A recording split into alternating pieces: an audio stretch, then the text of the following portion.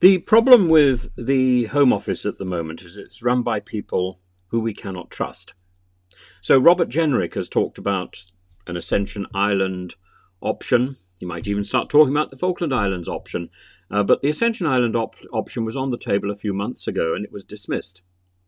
In the same way, he talked about going to Turkey to discuss the return of Turkish refugees. Well, as far as I know, there are none. And more than that, I talked to Turkish journalists and they assured me there was no talk at all in Turkey about a meeting with Robert Jenrick to discuss the return of Turkish refugees. This is all bluster for our media, to keep them happy, to give them something to print. It means nothing. And if we take this more seriously, what is this? This is untrue. This is a deceit. Our minister is lying to us.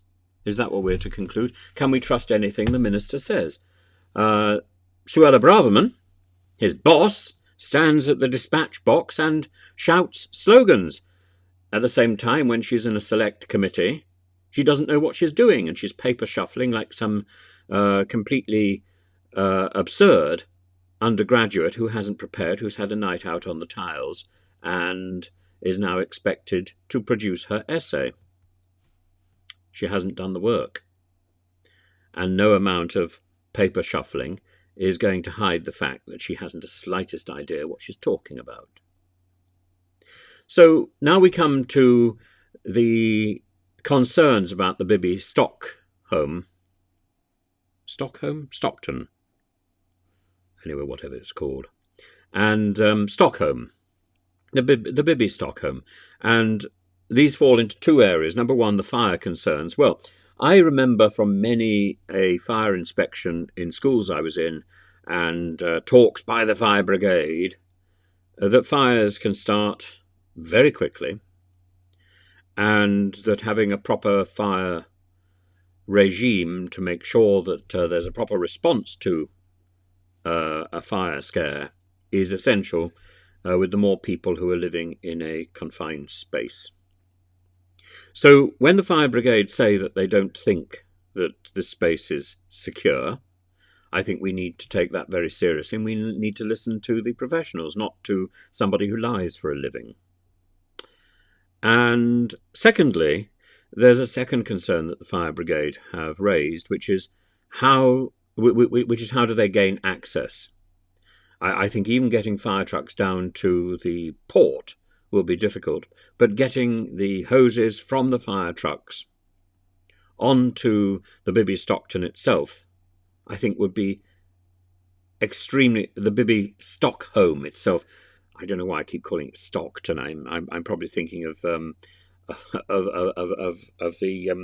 Newcastle University, the Durham University offshoot, which was based in Stockton, and was used really to house foreign students, and really wasn't.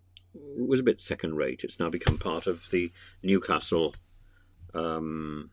campus, which is really where it belongs. Anyway, so imagine receiving a place in Durham University and finding yourself permanently in Stockton. It must be a little bit depressing, but Newcastle is lovely. Durham is lovely, but it just depends what you expect. And what we expect from the government is to pay attention to the professionals of the fire service. The professionals give a thumbs down about the preparedness for migrants to go into the Bibby Stockholm, and they give they express concern about access. So by reducing the numbers, that might address some of the ideas about the overcrowding and the fire people's concern about that, but it doesn't deal with access, which still remains a concern. Added to which, the NHS in Dorset have expressed serious concern about about infectious diseases and about the fact that this is a perfect breeding ground for infectious diseases, and the government doesn't seem to have done anything about screening migrants before putting them all together, cheek by jowl, and not in family units, but with some men who don't know each other in the same room in bunk beds. So we know that this is a problem for the Home Office. We know that they have been dilatory about their responsibilities because of the death of Hussein Haseeb Ahmed, a 31-year-old Iraqi who arrived and died in the Manston detention centre on the 12th of November, where he was being processed. He became ill. He died on the 19th of November of diphtheria. And he was one of 49 people who contracted diphtheria in Manston during that time, between October and November last year, when Suella Braverman visited the Manston facility and didn't seem to do very much. You know, it's not about whether there are pictures of Tom and Jerry on the walls. It's about whether or not we are taking our responsibilities seriously, and I don't think we are. So NHS Dorset has said, well, there's not currently a finalised copy of any health plan, of any outbreak management plan.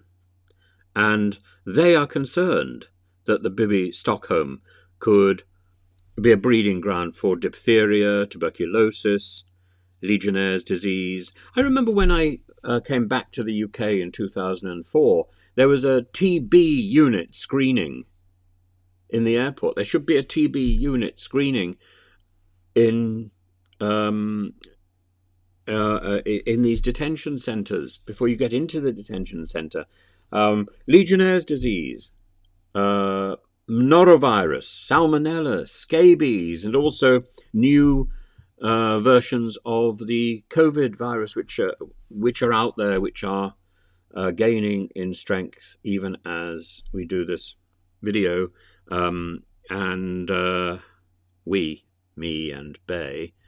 And there's also the threat of bird flu.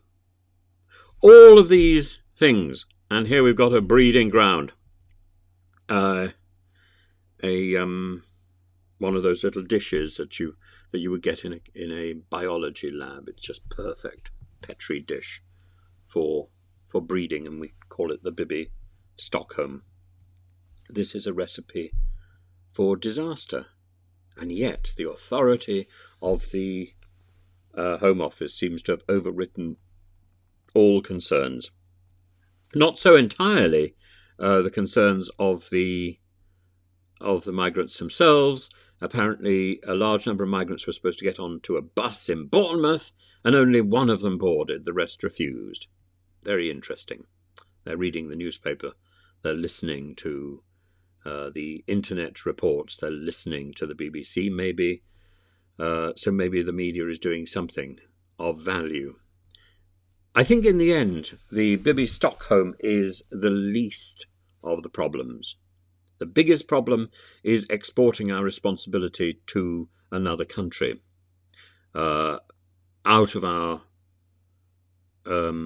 sovereignty. So if we could, in fact, persuade Ascension Island to take some migrants, I think that we'd be on safer legal grounds, though I don't think the Ascension Island inhabitants would like it. If we were to take people to the Falklands, that's another option. But sending them to a third country, to Rwanda, or indeed to any of the four unnamed and probably non-existent countries that are being proposed by Robert Jenrick this morning, is we're living in some sort of fantasy, football fantasy world that falls short of reality and is fundamentally disingenuous. And we're also not taking proper responsibility for the things which we undertook in 1951. We undertook in 1951 to take in genuine refugees. And we are busy defining people by the way that they get to our shores. That is not part of the 1951 Refugee Convention that we are signatories to. And those people who put up Article 31 and so on and say, oh, you come through a safe territory. Unfortunately, we have defined what that safe territory is It was defined by British judges, and British judges recognised that somebody can be travelling through a safe country for up to 70 days and still be legally entitled to claim asylum in the UK. So somebody could have come through France.